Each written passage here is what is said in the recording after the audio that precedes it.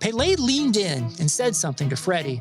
Don't let them change you. Keep working on what makes you different and what makes you special. It was great advice, but it caused me some problems. But what could change Freddie Adu? Soccer is going to explode, and it's going to be around this kid. We were the Beatles. Everywhere we went, it was the Freddie show. And with that came the expectation, and with that came the pressure. New episodes of American Prodigy drop Tuesdays from Blue Wire Podcasts.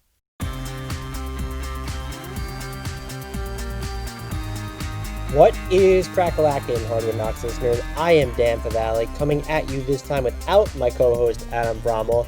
We are continuing on with our Loaded podcast, and I will say this one is mega loaded, so I won't waste any time. We're first speaking with Salman Ali. He covers the Houston Rockets for ESPN 97.5 and also hosts the Red Nation Hoops podcast. Follow him on Twitter at Salman Ali NBA. That's at SALMANALI NBA. After we speak with him, we are going to talk with Tara Bowen-Biggs about the Portland Trailblazers. She is a co-host of the We Have a Take and Stepack Sisters podcast. Follow her on Twitter at TCBBIGGS. Then, after that, we have a dual podcast with co-hosts, both of them, from the Timeline Pod, which is also hosted by Blue Wire. We have Mike Vigil. Follow him on Twitter at ProtectedPick, spelled exactly as it sounds, and Sam Cooper at SCOOPERHOOPS. We're talking all things Phoenix Suns leading into the regular season. As always, we are putting out a ton of content this pod in total, while there will be timestamps, and I encourage you to jump around. It's running over 4 hours long. That's all I could say. But we're getting to James Harden trades with Salman Ali. We're covering the Suns with Sam and Mike, and then we're talking all things Blazers with Tara. This is going to be a fun one. Please subscribe to us. Download all of our episodes. That's why we're putting out so much content wherever you're getting your podcast. It helps us. Whether or not you're using iTunes, though, please head over there, search Hardwood Knocks, throw us a 5-star rating, write a review, even if it's constructive criticism. We also appreciate that. I will not delay you any further, though. We are going to once again begin Salman Ali to propose many, many James Harden trades. Then it's on to Tara Bowen-Biggs. We will talk all things Blazers. And after that, with Sam Cooper and Mike Vigil, we're talking everything and anything Phoenix Suns. Tara, welcome back to the Hardwood Knocks podcast. I think this is your 4th appearance. So you are braving these choppy waters a 4th time. You're like officially a Hardwood Knocks veteran, and there aren't many Hardwood Knocks veterans because most people are like wise enough not to come back that many times. You should have told me that earlier. 3 times ago. Now, I love coming on and talking to you, Dan. I've been looking forward to this all day, and I love listening to you. I don't know that you know that I'm like a regular listener. Oh, so like I've heard everything that you guys have ever said about the Trailblazers, and your podcast partner's never on here when I'm on because I would have words. Well, we appreciate you and the other 4 listeners that we have. I just want you to know that. I love talking Blazers with you, and we recorded like fairly recently. Once the Blazers, it was before the bubble started, if I'm like not mistaken, and I thought we talked enough about the future when I was going through our season preview package before the offseason really started. I was like, well, I might be able to get away with like not doing a specific Blazers pod because the offseason is going to be so truncated. And then Portland went and did everything, and I was like, well, I obviously have to bother Tara within like 2 months of having her on again because a lot happened. And so that would be my first question. Like, what were your general impressions of the offseason? Was there anything you really liked? Anything that took you by mega surprise? Anything maybe you disliked? I honestly still can't believe how much the Blazers did. I also, like you, I thought it was just they were just going to hold tight and just roll into next season. I've been thinking that for a long time because all the way back to when Nurkic went down, I was like, it's all about getting to this season with the team as they know it. So day after day, stuff kept happening when they went out and they got Robert Covington. It was like, what? And I think you brought up Robert Covington the last time we talked, or at least one of the times that we've talked, in terms of a guy who could fill like a really specific need. And I'm sure I was like, the Blazers are never going to do that. They never give it, they'll go out and get the people that they need. I think you and Danny at the time was your podcast host. Like, as soon as I like mentioned that they might have to give up, I think this is when he was still with Philly, by the way. Like, this is like how long ago the Blazers have needed wings. And at the mention of like a first round pick and something else, it was just like shot down. Like the Blazers aren't giving up a first round pick and something else, and they ended up giving up 2 first round picks. It's the whole thing has just been absolutely shocking. And the kind of the overarching thing that I am really impressed with is usually at this, before the season's starting, we're like, well, we're going to talk ourselves into Mario Hezonja. And, Anthony Tolliver is going to have one of the best years that he's had in the last 10 years. And we're like, we either don't know enough about the players or they've been somewhere where they haven't even had a chance to get on the court or whatever. But all the players that the Blazers picked up this year, like, have a body of work. Right. That, it might be small, but, Derrick Jones Jr. and Harry Giles, like, he had a whole year where he was a redshirt, but then they worked him in gradually over the last 2 years. And like, just to decline his team option so that he could sign with the Blazers after his third season.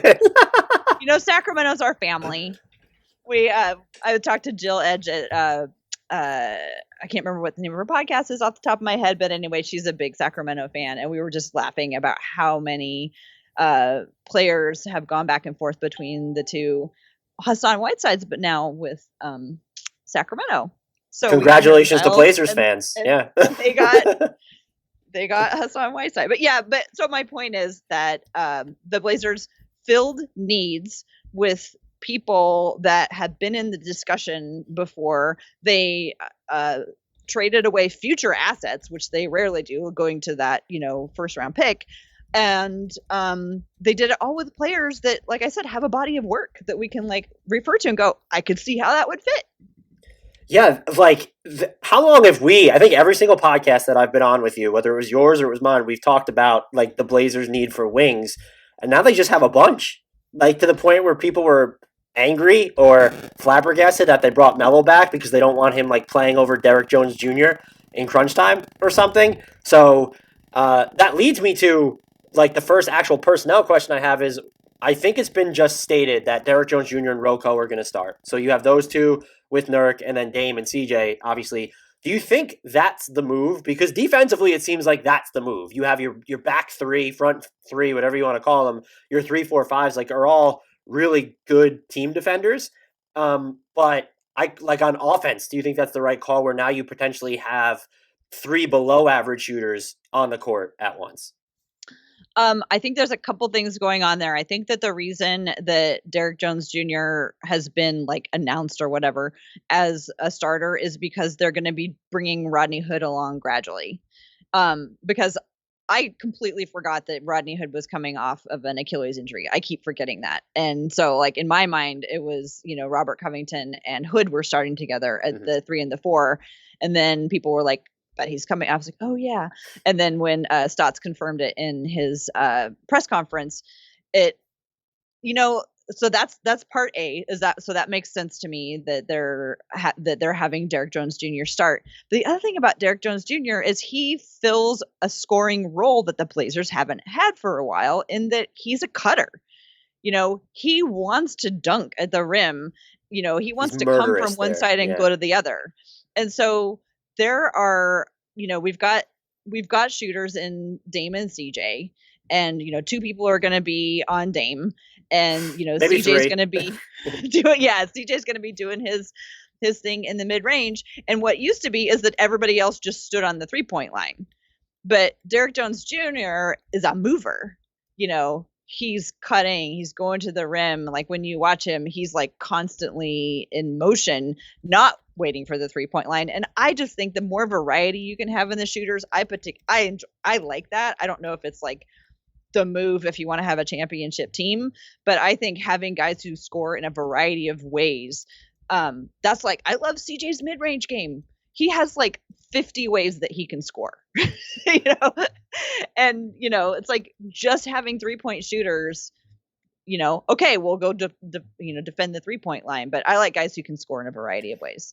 You actually pointed out something that I haven't really thought about is you're now guarding against the idea of Damian Lillard pulling up at the logo, but also like someone who's going to sprint end to end in Derrick Jones Jr., where that's like That's not something I gave enough thought to, like knowing who Derrick Jones Jr. was. So maybe that ends up being a better fit than I'm expecting. And I feel like these questionable shooting wings tend to shoot, with the exception of Mario Hezonja, actually, tend to shoot a little bit better when they're in Portland, like Mo Harkless, like how he came along there. And then you put him on, like, he did fine with the Clippers, but was terrible shooting with the Knicks. So if you get league average shooting for Robert Covington, you know you have 3 spacers on the floor. And I mean, that's actually a good lead into what my next question was, is I feel like I should be asking you what the expectations are for Nurk, whether they're going to treat him like with kid gloves a little bit. But he came into the bubble, was playing over 30 minutes a game, was moving really well, played exceptionally well. And so my one question there is, like, do you anticipate like him just being full bore, or could you see them maybe being like,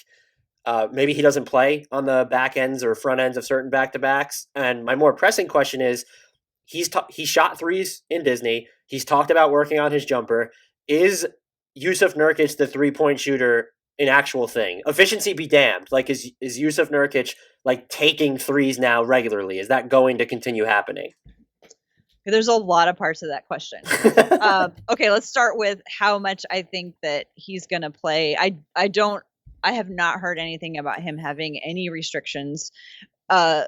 One of the things that is just so wonderful that I love about Jusuf Nurkic is he like throws himself into everything with abandon. And so at the beginning, he's going to be like going like 200%. The thing about him on the other side is that like I sometimes, like, when he's not happy, and I don't mean this like he's pouting or whatever, but like when things aren't going his way, he has a bad game basketball wise, or if something really sad happens to him, like his grandmother dies or there's something going on in his family, you can really, like, you can see it in every fiber of his body. And you know, sometimes when things aren't going well or he's having a bad week or whatever, that's hard. But they brought Enes Kanter back. I mean, this was another one of those things that was like, oh my God, that makes perfect sense to bring Enes Kanter back. Because he knows the playbook. We were talking about, on our other podcast, we were talking about Enes Kanter. And I always said that the short time that Enes Kanter played with the Trailblazers, it was like a summer romance. It was like super intense. And it was like, you're really glad that it happened. You're sad that it's over, but like you get on with your regular life. But it was like, you're never going to forget it. That's a good way to put it.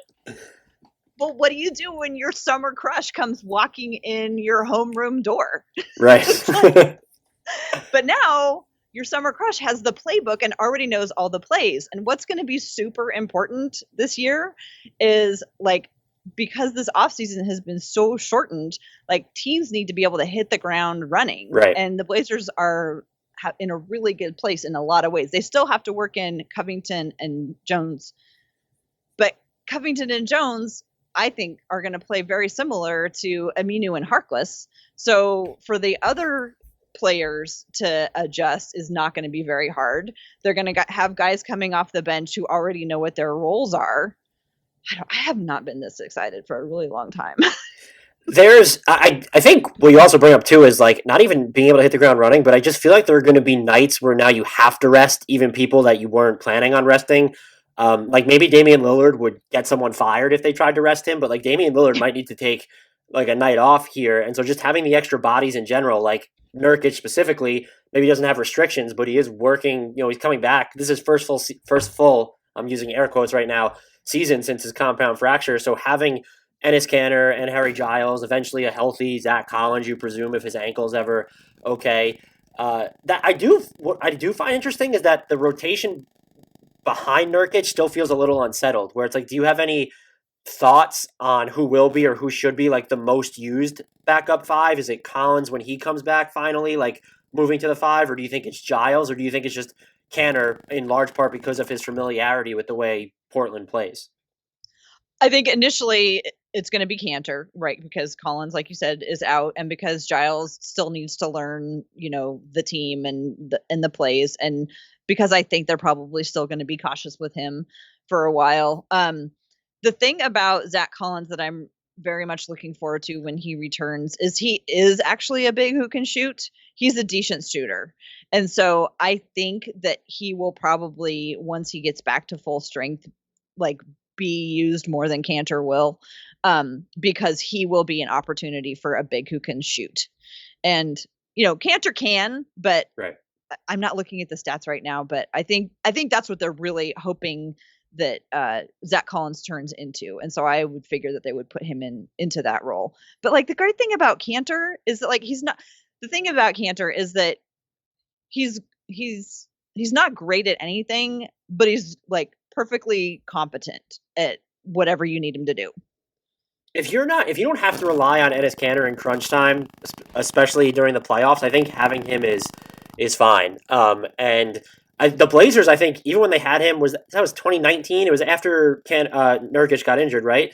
Like he was part of that summer fling that you just mentioned, where I think their general reaction was like, "Whoa, Kanter wasn't as bad defensively as we expected." Like that was part of it. So I guess the way the Blazers defend like helps accentuate him. But I think as a backup big, and maybe even as a backup big that's part of a platoon where you're regularly playing a third big, like he's just perfect because he's going to come in and he's going to figure out a way to, get offensive rebounds, score. He has, like you mentioned, he definitely doesn't have like actual range, but he can hit like baby jumpers.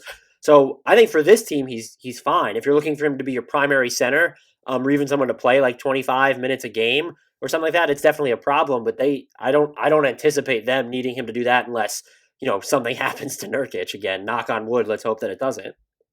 Yeah, no, and they barely even got a chance to play, together. It was only, I can't remember, it was a handful of games that both of them were healthy, like when he came to Portland in the midseason before Jusuf Nurkic got hurt. So, yeah, I don't know.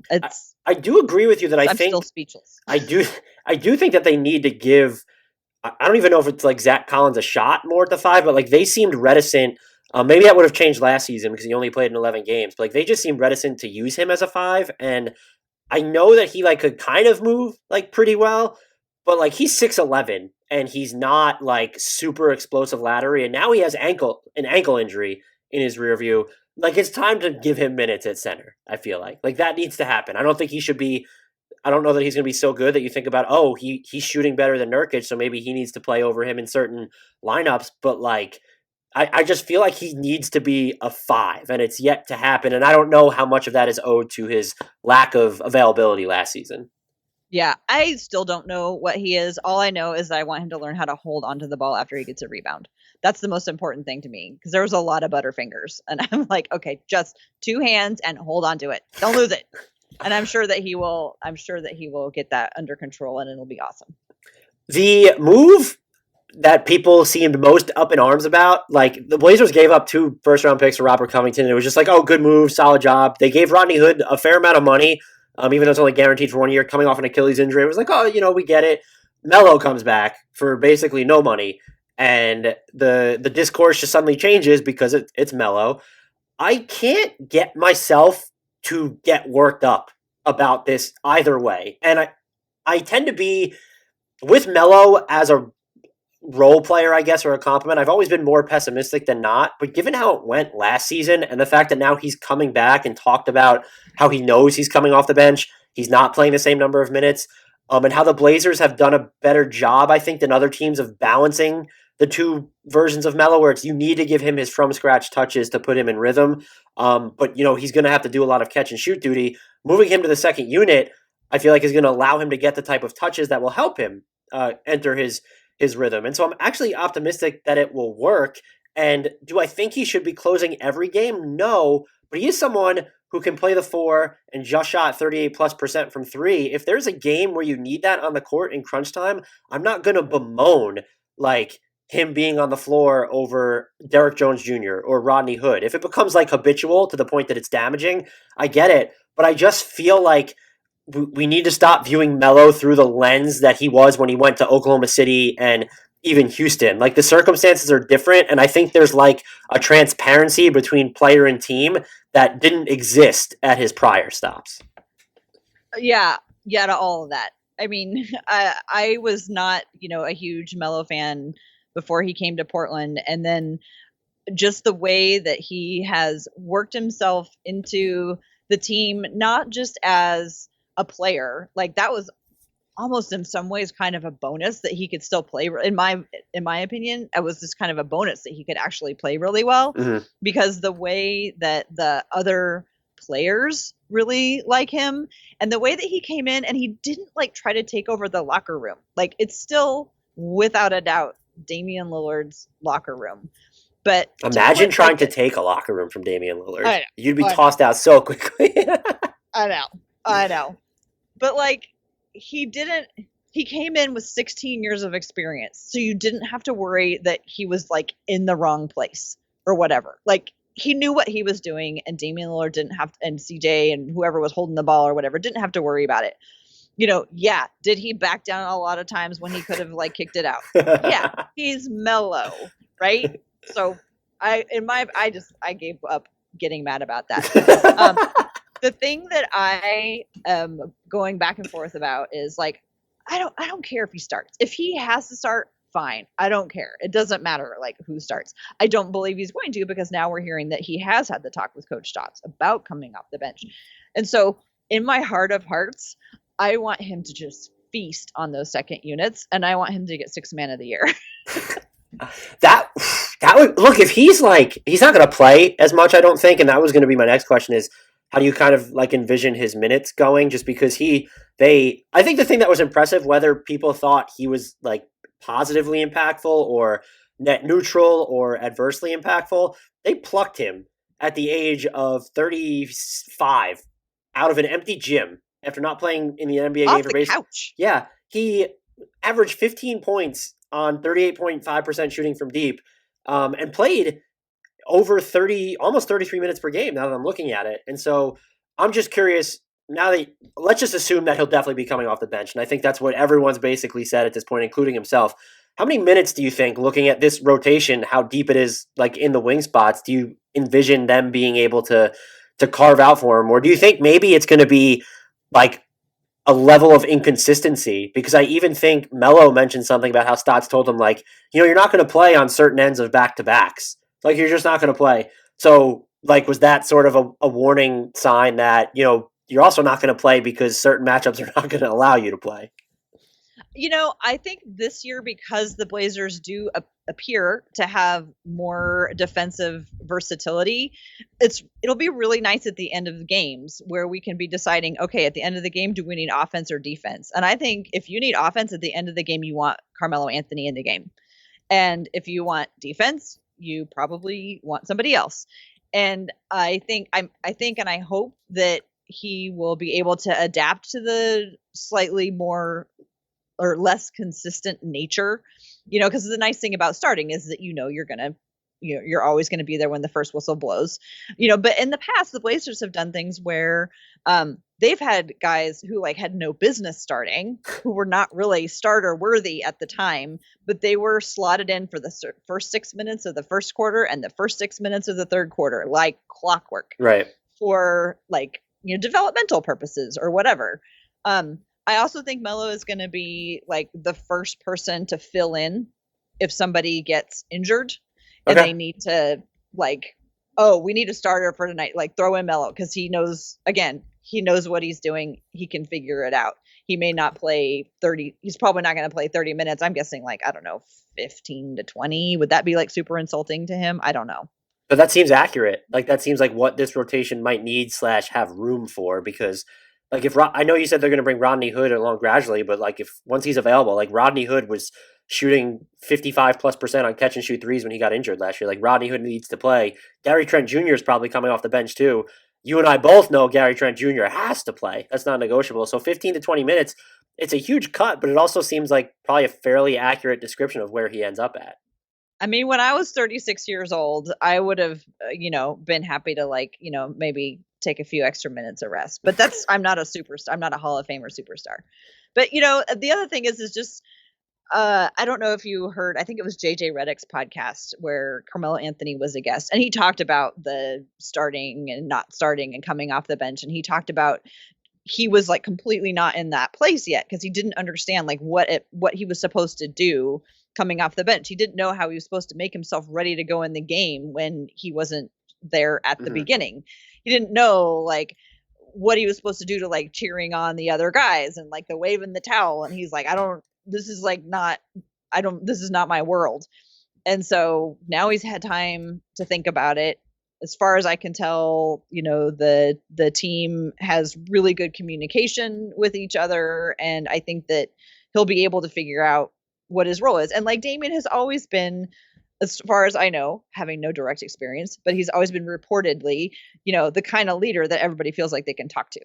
And the kind of leader that when he talks to somebody, they respond. Like early on when Nurk first came, he had to have the talk with Nurk.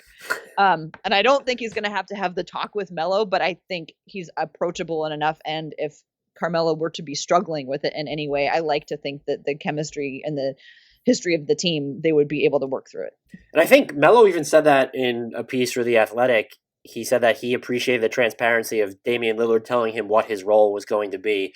So it's like one thing to hear it from the GM or the coach, but to hear it from like the best player on the team, who's like, it says something about Damian Lillard where he's way better than Melo now, obviously, but he's still like Melo's junior because Melo has that seniority. For him to be able to say something like that and for like Melo to just respect it, I think that's a huge part of it too. Like, I don't know.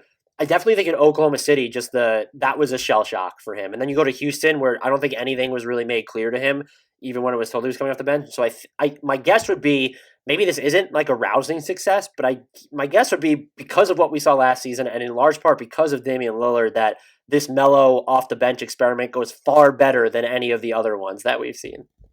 And I can see a lot of times at the end of the game, like I said, just because of familiarity, Stott's putting him in. Like I see Melo playing a lot of like really important minutes too, just because of his experience. Like Stott's going to like he tends to choose the veteran over the unproven guy in in the tight situations.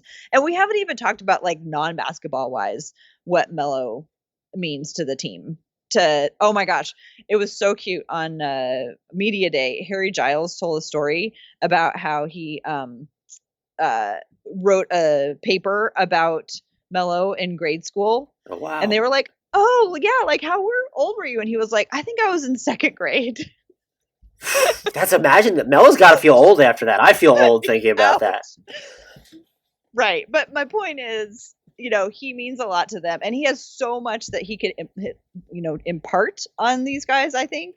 And one of the things I love about this offseason and this upcoming year is that we now have a group of younger players, in Anfernee Simons and Zach Collins and Gary Trent Jr. and now Harry Giles and Derrick Jones Jr. We have these young players who are all about the same age who grew up, with Carmelo Anthony posters on their wall, and think how much he can teach them about everything that he's learned. Especially now when he's kind of acknowledging like that's the point of his career that he's at. And he's also, this has been like an actual secret, I feel like, for a while. He's really been relatable to younger players for a while. Like it started before he left New York. Like all the young guys really appreciated, even though that the exit was sort of messy, they all like appreciated him. And so his ability to relate to or, talk to a guy like Harry Giles, if that's something he can impart, like any wisdom or anything, I think that's actually huge. You did mention that you could see him playing important minutes down the stretch, which I think is the fear of a lot of people. Like they don't think that should happen.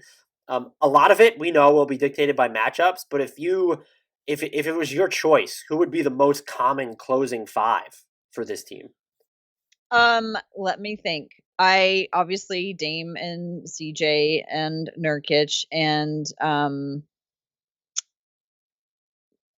if they need offense, Melo, and if they need defense, put in Covington and make sure Gary Trent is in there too. So Dame, CJ, Nurk, and Gary Trent. So those are your four, right? Yeah. And you put if I was coach, which I'm obviously not, I would put Trent on the best player. Like he is just ferocious. I mean, the Gary Trent versus LeBron minutes in the bubble in the finals are probably the most important minutes that he's played for this team.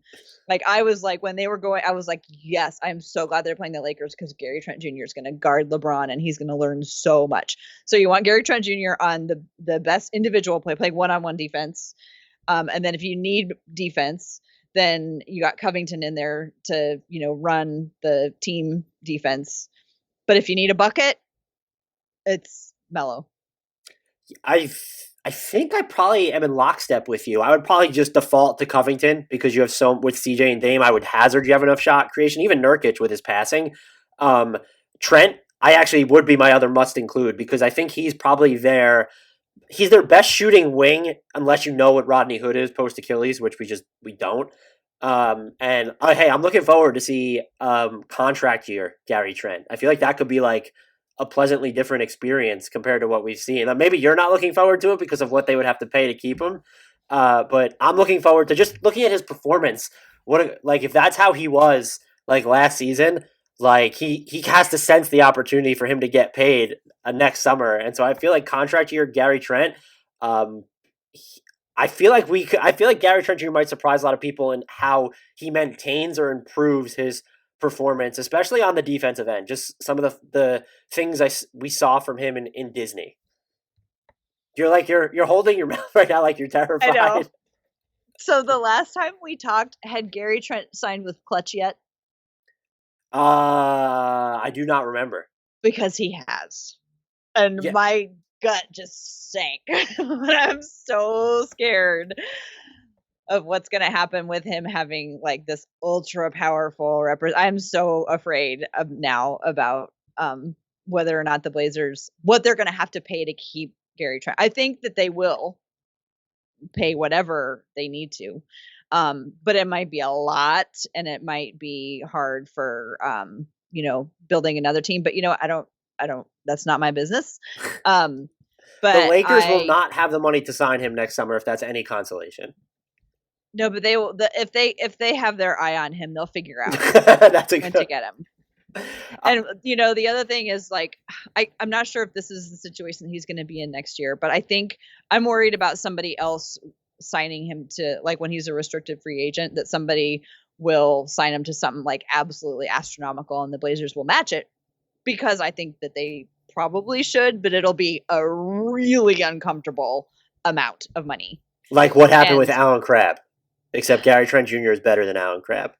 Yeah. But yeah, I mean, I believe that in Gary more than I believed in Allen. I think Gary is more proven, but just like karma, because there's been a lot of times where the Blazer and it's all my fault. So, when Portland, I believe, signed Cantor to a sheet that OKC ended up matching. I remember that. Yeah. And then they ended up cutting him. We got him for a song. Right. and I was crowing about that. Like, oh, look what Portland did. They're so smart. And so if we lose Gary Trent, I'm so afraid it's all my fault. We're just talking smack about OKC. I haven't given enough thought to him signing with Clutch, but yeah, his next price point will be fair if he has a good season, which I feel like he's going to, just based off how he finished last year. His price point is going to be high. I agree with you that I think he needs to be in the closing lineup, and your other three are set with Nurkic, CJ, and Dame. And I'd probably default to Covington because at that point I think you need more of like the reliable big defender. But you're absolutely right that if you do need like someone who's at least comfortable creating his own shot, like after Dame and CJ, it's Melo on this team. Like there's nobody else. Like Gary Trent Jr. can do, I guess Anfernee Simons in theory, but not reality at this point. And then Gary Trent Jr. is someone he can do some stuff off the bounce, which I think I mentioned to you either in our last pod or the pod before that because they're all blurring together in this pandemic reality we live in. He surprised me what he can do off the dribble, but like in terms of just like half court, you need a shot. Like it's Dame, CJ, and then the next best option right now is probably still Melo. Yeah. Have you given any thought to, is there any like quirky lineup you would like to see? Not necessarily as a closing lineup, just, get weird. Like, they should try this or test this out at some point in the season? Well, I mean, I mentioned earlier the young players. I'm just super excited to see what they can do. I can't wait to see what happens when we have Anfernee and Gary and Derrick Jones Jr. out on the floor together. And we have Naz Little was our rookie last year. I don't expect we're going to see him very much, but there was a fun lineup last year that I used to call the pink shoe shift because they wore pink shoes, and it was Gary and Naz and Anfernee. And they were just really fun to watch. Naz Little is like a lot of energy. He's kind of like a tornado out there. But yeah, of course, Damian Lillard and everything that he has done is amazing. But I'm really excited to watch the guy. I just always love the younger players, and I'm really excited about this past offseason because they took care of both the present, help Damian now by getting somebody who can play defense, but also they're looking to the future with all these younger players. And imagine if those younger players pick up how to play defense from Robert Covington. Right. And Derrick Jones Jr. already plays defense. So I'm just really excited that the Blazers have not only planned for now, but appear to be planning for the future. I told you I was going to bring this up when we were talking on the side. Would you be completely opposed to lineups that have Melo at the 5, where you have Melo, Rocco, Derrick Jones Jr., and that's your front line, so you surround him with defense? Then I'd probably put Gary Trent Jr. in there as well with Damian Lillard. I don't think that's a lineup that should be playing minutes that are super important. But, until Zach Collins comes back, maybe if Harry Giles isn't playing well or Cantor's not playing well, I have to disclose, though, that I'm an endless lobbyer of small ball lineups. So I'm just a sucker. If you can convince me that anyone 6'7" to 6'9" can play center, I'm going to say that they should go play center. And look, you have Robert Covington can play center. That's what I was going to say. He's used to it with Houston. So, does it in theory make that more achievable, or am I just completely off my rocker here? Well, what is it that you like about small ball? I like the mismatch. This isn't a word, but mismatchality it creates on the offensive end. And so, if I can find a center or let me put it this way: if you can have a PJ Tucker guy who can play center. And it allows you to play smaller elsewhere with people who can put the ball on the floor. So this would be the situation with Robert Covington. You said, he defended some 5s in Houston, and he can defend bigger wings to begin with. So it's not a huge jump against certain bigs. No, you don't want him defending Joel Embiid. I totally understand that.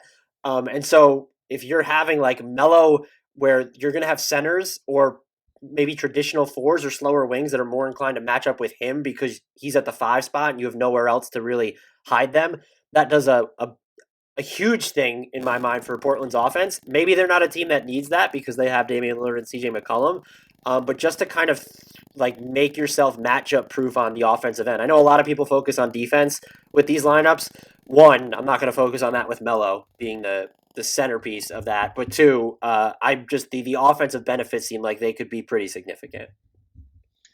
Yeah, and I haven't seen how much Covington can screen, but I love big screens, and Damian really depends on his big centers for clearing out space for him. That's true. Yeah. And that was it was hard last year. Hassan was not as good as Nurkic or Cantor. Cantor was also good at it, and Melo can set a pretty tough screen. But I haven't watched it. Yeah. Yeah. All right. Well, maybe I guess they wouldn't try it, but that would be my 2 cents on it. We did talk about. I'll call you up if it does. I'll chat you. Hey, yes, I'm gonna need lineups in. Yeah, I'm gonna need to put you on mobile notifications now. Just your tweet. You need to send a Melos at the 5 signal out so that I can see it. So I think we've established Gary Trent Jr. of Zach Collins and Simons. That trio is the most important player to the Blazers long term. Do you have any feel for or your thoughts? Who means more to this team long term now between Collins and Simons? And it feels like a weird question to ask given how untouchable Simons seemed at the end of the 2018-2019 campaign when he was molten, just making every single shot he could off the dribble. I think was it the Kings he slaughtered in the final game of that season? Yeah, it was all of the rookies. Yeah, and he just last year was just not pretty. And I'm just curious as to your thoughts. You haven't even seen a ton of Zach Collins now. Who is the player that you think ends up being more important to this team long term, or both of them kind of on the fringes now of the long term future? Well, I think probably it's Anfernee because the Blazers are very thin on primary and secondary ball handlers, and they just need somebody who can handle the ball as a facilitator. And there's a lot has been said about Portland not having a backup point guard, and then Portland says, yes, we do. It's Anfernee Simons. And if they didn't have Anfernee Simons, they'd be in a world of hurt unless they had some other point guard. Yeah, I guess I've never considered him like good enough to fulfill that role. And so I think he might be the type of player where he has a higher ceilings than Collins, but for what the Blazers need, Collins feels like he has the better chance of panning out than Simons because you've watched him play far more than I have, so definitely overrule this, but I don't see like a facilitator in him when I watch him play. Well, so the thing you have to remember about Anfernee is that he didn't play college. So like he's kind of a year behind in development in terms of just playing with grown men, for a lack of better words. Right. Okay. So the fact that he didn't take a big leap last year isn't too concerning to me. And I really hope that this year the Blazers are in a better place where they can let him stay out there and make mistakes and learn from them, because last year they were so thin. If he got out there and made a mistake, they were like, you're out of here, go back in, Damian. And I'm hoping that with some of the other players that have been added, bolstering the whole roster, that maybe Anfernee will get a chance to get more prolonged runs and be able to benefit from that. And they clearly have to still believe in him because they did not sign. And I know like they've just never signed backup point guards to real deals, but they could probably have Shabazz Napier back for no money at this point. And the fact that they didn't sign someone else, do you think that like speaks to their continued confidence in his development? I'm guessing. And obviously you can stagger Dame and CJ, so you don't necessarily need your backup point guard to be high end. But I'm also reading it as, well, this team clearly still like believes in what he showed during his rookie year. Yeah, I think that they will stick with him for quite a while. And, I think this is a really important year. I think this year is going to be more important than last year was. Like I said, because he just is new, is still pretty new. I'm a little bit concerned because so they do have an open roster spot. I'm worried. Like my biggest fear about the Blazers and their success this season is for COVID. Right. Like, I'm more worried about the disease than anything else, because what are they going to do if somebody on the team gets it? And like 2 weeks is probably like 8 games, 7 games. Yeah. So they have an empty roster spot right now. So I'm thinking it's possible that they're keeping it open. I don't know for sure, but maybe they're keeping it open so that like if somebody does get, I don't know when the cutoff is for when they can fill the spots, but I'm just wondering if they're just, going to give Anfernee time, see how it goes, and figure out what they need later. They do that. They tend to and they have until I think spot for a while. I think the playoff cutoff date is in April or something this year, if I'm not mistaken. And I do think that I don't know if they've made this official, and I hope I'm not making it up, but I think I saw that they're going to have like emergency roster spots where if COVID becomes an issue, you're able to add people. That's such a murky issue to deal with, and I don't want to boil it down to this. The Blazers seem, as long as it's not DamianLillard, the way the Blazers built their roster, like they seem like they're better navigated now than a lot of teams to get through absences. And that's definitely something I'm not sure that you could have said last year. Oh my gosh. I mean, we saw what happened when they, had health problems last year. They ended up with Anthony Tolliver, God bless him, starting. And, it's not like his career is over or anything, but at the beginning of the season when they signed him, that's not what the plan was. Right. I wouldn't. So I look at the Blazers and I feel like a lot will go into this. And I think you mentioned one of them, the roster spots in COVID, like how solid is their team? Like how available is everybody? But I feel like, is there a chance they keep the transaction train rolling here? I guess what I'm boiling it down to, because you look at what they have. They only have like their first round picks are only traded through next season. So they could technically trade a 2023 one if they wanted. You have Simons, you have Nas Little, you have Zach Collins, you have, I would advocate you don't dangle him, but you have Gary Trent Jr. And then you have like this digestible salary in Rodney Hood because it's not guaranteed next year. I think it's a team option or whatever it is. So, but for matching purposes, like they might have another move in them towards midseason. And I know they've always kind of played that a little bit more conservative as well. But one, they didn't do that this offseason. And two, I don't want to step on the toes of the record and standing predictions that I'm going to ask you. With the number of teams in the West that didn't get better this year, like the Lakers, I think got better. But like after that, like Portland might be the only like playoff team that I think improved noticeably over the offseason. And so there might be an element of, hey, we should go for it this season. And so I almost feel like they could do something else in the middle of the year. I think it's unlikely. I think they have gone for it. Okay. And I think, but I'm not saying that it's impossible, but they've been waiting a really long time for this team.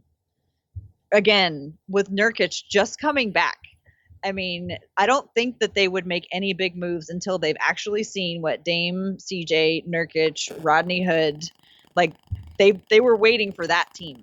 Mm-hmm. And so I just don't think that they're going to make any changes. You know, things could happen. So you never know for sure, but I am pretty sure that they'll keep their main players the same. What's a realistic win total, and you could base it off an 82-game season for this team, or even and also like a standings finish in the West for them this season? Like, what is a realistic expectation for now, given how they're built now?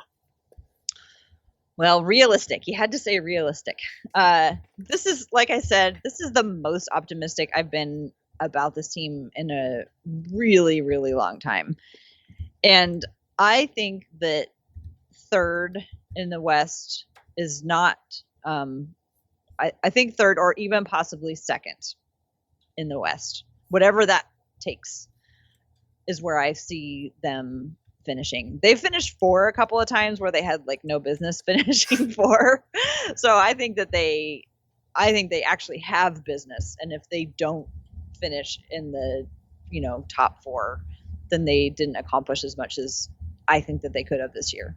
I agree with that last part. Like, I feel like they are a clear top 4 team in the West right now. And I do feel like their ceiling is 2, because one of the Lakers or the Clippers is not going to care enough about this regular season. I'm convinced. Maybe both of them, but at least one of them. And then after that, like, just looking at who the Nuggets lost, the Rockets are they're already combusting. So, like, you're not going to count on them. The Thunder have taken themselves out of it. The Jazz are kind of the same, basically. Like, they've improved their backup center minutes a bunch. Dallas, I think, got a little bit better. But I'm just looking at these teams, and after Golden State loses Clay, I don't know how many you can say are definitely going to finish in front of Portland. I'd be shocked if they got to first. I might set it like the over-under of teams better than them in the West at 2.5, and I'm not totally inclined to take like the over on that because of the way they built their team, and maybe I'm like getting too caught up in how it all looks on paper and we have to see it on the court. But I think I agree with you. Like, this should be a top 4 team in the Western Conference given the moves that they've made. And like, I'm just still kind of floored at how good Jusuf Nurkic was in the bubble. And that's like sort of its own free agency edition. Like, we've already seen him play, but now you have him for the entire year. Yeah. I look at probably Dallas and Denver as the teams most likely to be in contention ahead of the Blazers. Denver, just because of what they went through last year. There's nothing that's more like, the Bonds guys more than a long playoff run. Right. And I know that they lost some really key players, but that's also sort of like when that happens, people kind of discount them more than maybe they should. So I think the Blazers will have to be very vigilant when they play Denver. We know they can beat Denver. But they have to be very vigilant about it. And apparently the universe is just like giving the Dallas Mavericks this year, and they're just like handing Luka Doncic the MVP, and it's like, whatever. So we'll see how that goes. But I did watch some Robert Covington highlights today, and he handled himself pretty well against that team. So yeah, to have someone that can go up against that guy, like, it's not like Marcus Morris did a fantastic job on him in the Clippers Mavericks series, and he was still getting annihilated. Like, but to at least have someone that you can put on him to slow him down. And I think that might be the best way to frame it, because I'm in lockstep with you on the Nuggets. Like, I think they're worse, but for the regular season, I don't know that it makes a huge difference losing Grant and Torrey Craig. And also, like, if Jamal Murray is like, if this is his breakthrough year, if it's an extension of what he did in Disney, then they technically could be better. And so the best way to frame this is I'd probably peg one of the Clippers or Lakers to finish in front of Portland, and then one of the Mavericks or Nuggets, like in terms of certainties, which feels like third is to aim for third is a realistic expectation for this team. if they're lower, aside from underachieving, is it possible though that maybe they don't place too much of a stock in just trying to duke it out that hard in the regular season? Or do you think they're really going to try and go for one of those top playoff seeds? DamianLillard plays every single game like it is the most important game he's ever played. Unless like they pin him down and say, no, you're not going in tonight. He's going to act like every game is the most important. And the guys on the team are like, they as far as I can tell, they do what their leader goes. Like, it's so fun to watch. It's been really fun to watch Jusuf Nurkic over the last few years, like kind of develop into like Dame's lieutenant. Like, you can tell that he admires him so much and that he wants to like be like Dame. And yeah, like if Dame wants to win the game, Jusuf wants to win the game. And if Jusuf wants to win the game, then everybody else better get on board. That's such an interesting transition when you look at Nurkic, how he went from pouting, like from how he was being used in Denver to like, he was, before he was injured, I would say that season, he was probably Portland's second best player, like even ahead of CJ, right? Yeah, I mean, maybe, I don't know, but maybe, for sure. I mean, yeah, maybe. I'm really positive about this. My final question is there anything I missed that you wanted to cover or that you think is being underrepresented with this team? Do you have is there a spicy DamianLillard's going to win MVP prediction coming? Anything. The floor is completely yours. I feel like we often, when we talk about the Blazers, don't talk about CJ enough. And one of the things about CJ that I appreciate is that doesn't seem to bother him. And so I would love CJ to get some sort of league-wide recognition this year.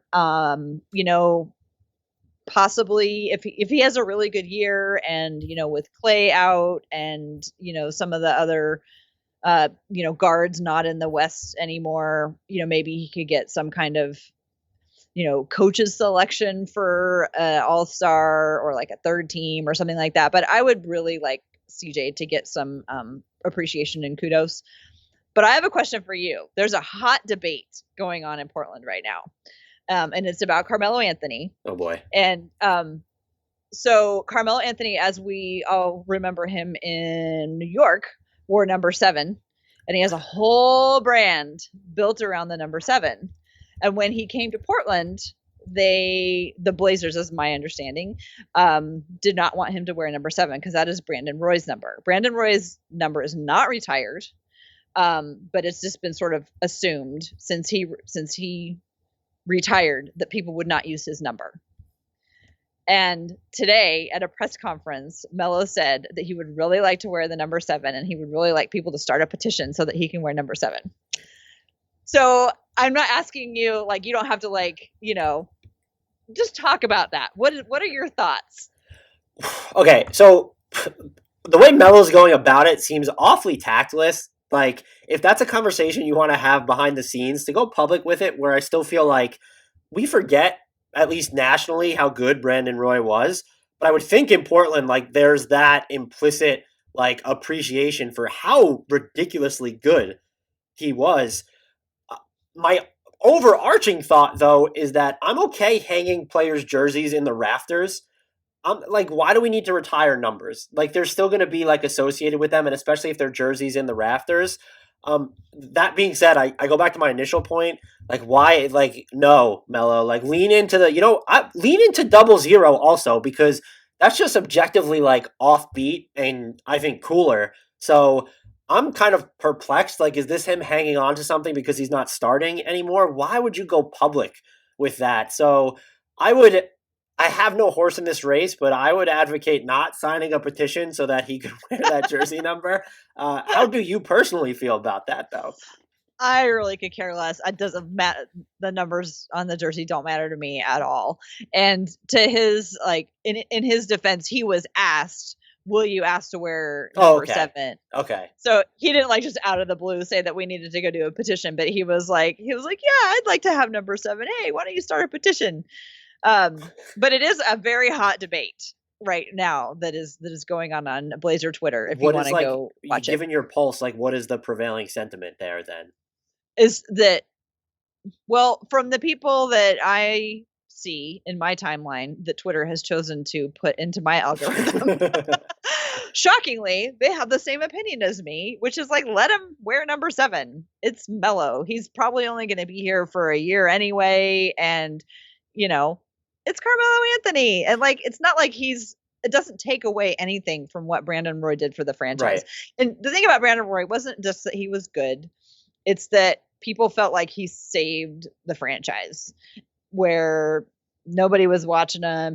Not nobody, but like, fans had like really turned away from them, and Brandon Roy came, and just, it was like there's a whole generation of Blazer fans, for whom Brandon Roy is everything. Okay. Yeah. One of my editors at Bleacher Report is like an absolute Brandon Roy diehard because he's from Portland. So that's why I just assumed it would be sacrilegious for Melo to ask to wear number 7. It makes me feel a little bit better about it that he was asked about it. I probably should have assumed that. The petition thing, and I have not seen this, so I could just be commenting on, be completely off base here. That's stupid. Like, if you were going to say anything to that, like, have that conversation, like, strictly behind the scenes. Like, let's not get a petition going to get Melo to wear number 7. That's my take. That's my spicy take on the matter. That just seemed like a 2020 thing to say. I will say to your CJ point really quickly, I'm in charge of doing Bleacher Report's top 100 this year, entering the season. And I'm not going to spoil where I have him, mostly because I haven't completely worked it out. But he will be ranking higher than he did for me last year, because I think I've come to I'm not giving him 13 like ESPN did. I think it was last season. I thought that was egregiously high. And a lot of people don't like player rankings. I tend to enjoy them, but I've gained an appreciation for what he does in the postseason, where it's like there are players that can do what he does in the regular season, and it's not going to translate to the postseason. And these guys don't play exactly like him, so I'm not comparing their games. But you look at a DeMar DeRozan or a Lou Williams, how good they've been during the regular season. I feel like CJ McCollum's importance heightens in the playoffs because he's still hitting those same shots. And it's probably taken too long. And I think I got there like a little bit earlier, but like after last season, like I'm just there. He's a better player or more valuable player in the postseason than the regular season. And I actually think that's a big deal because of how rare that is. So that is my CJ McCollum appreciation. I hope that at least placates you a little bit. I like it. Yeah. I mean, it's got to be at once like pure joy to, play alongside DamianLillard. But, these guys all have big egos, and, they all want to be the best player on the team. And, CJ has just been so solid and, such a great partner for Damian. And he just, I think, gets a lot, lost. I'll go like weeks without even bringing him up on the podcast when it's like, oh, he's been scoring like, 22 points a game. And I like keep forgetting that he's there. I find myself not asking like a ton of questions. I've really only talked Blazers with you over the past 2 years now about DamianLillard or CJ McCollum when we go on Blazers deep dives, because they're just so known. And like, that's sort of a compliment in itself. With CJ though, it's whenever people have talked about making changes to the Blazers, it's not trade DamianLillard. You gravitate towards trade CJ McCollum. And so that's where like, I definitely see where like that can come in, where it just feels like he's underappreciated because he's always viewed, at least till this point, like the player that needs to be moved if the Blazers want to go in a different direction, or substantially improve the roster, or just make any sort of significant change. And I think they proved this summer that was in fact not true. And I want to thank you for waiting this long to even say those words about trading CJ, because that's something that people often who are not Blazer fans will bring up like right at the beginning. There's like, I get it, because, and having been on like the receiving end of some Blazers fan vitriol, which is fine. I've said this on this podcast before. Blazers fans are like one of the most knowledgeable fan bases I've ever interacted with. They're also probably one of the 3 most critical. And it's like, I apologize for like not knowing like the cadence of Anfernee Simons' dribble when he's going to his left. Like, you watch the Blazers more than I do. But you have to be like, to ask the CJ McCollum trade question, you have to be wildly out of touch with like what Portland's been doing for this long. And so like, that's like as someone who's, again, not covering this team day to day, yes, I've just asked you about a lot of low hanging fruit, I'm sure, but like, how are we still talking about like CJ McCollum trades? Like, how is that? I didn't even know that was still a thing, to be honest with you. Well, I mean, it's still a topic of conversation because it's always been like people so want a championship for Dame. And like you said, they think, well, CJ is like the second best player, so he probably, affords the best opportunity to, get like the big star. But like when you listen to Damian talk about it over and over and over again, he wants to do it with his guys, and CJ is his guy. I mean, Damian, one of the things I love about him is that he loves with all his heart every single player who he's ever played with. And he just said the other day, he was like, if it was up to me, George Papadakis would still be on this team. Or whatever, Papagiannis, what's his name? Whatever. Yeah, he just pulled that out of the air. He was like, if it was up to me, he'd still be on the team. So like, he is so fiercely loyal to his players. He's like still ride or die for Evan Turner or something. Yeah. Oh yeah. Like, I mean, yeah. So he and you can just see like he gets sad every time somebody leaves. And I just can't imagine what it would do to him if CJ was gone. But like, let's not talk about that. They're gonna be there. Again, they wouldn't come close to being my title pick right now, but this is as good a shot as they've had definitely since, was that the 2015 team where they were on a tear before Wes Matthews tore his Achilles? Yeah. This feels like it's going to be the best team since then, if not possibly, and I don't want to be misremembering any previous Dame-led teams, but this might be the best team that Damian Lillard has played for, at least on paper right now. Yeah, I mean, again, at least on paper, and I think, again, their biggest stumbling block is going to be, can they all stay healthy and not get the disease? And 29 other teams are probably saying the same thing too. Yeah, exactly. Like it could be that's what does them in, and not the makeup of the team.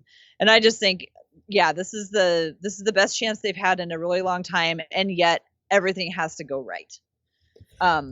But you could see it potentially all going right, and how it could work out in the end. You can actually visualize that, whereas last year was a little harder. Yeah.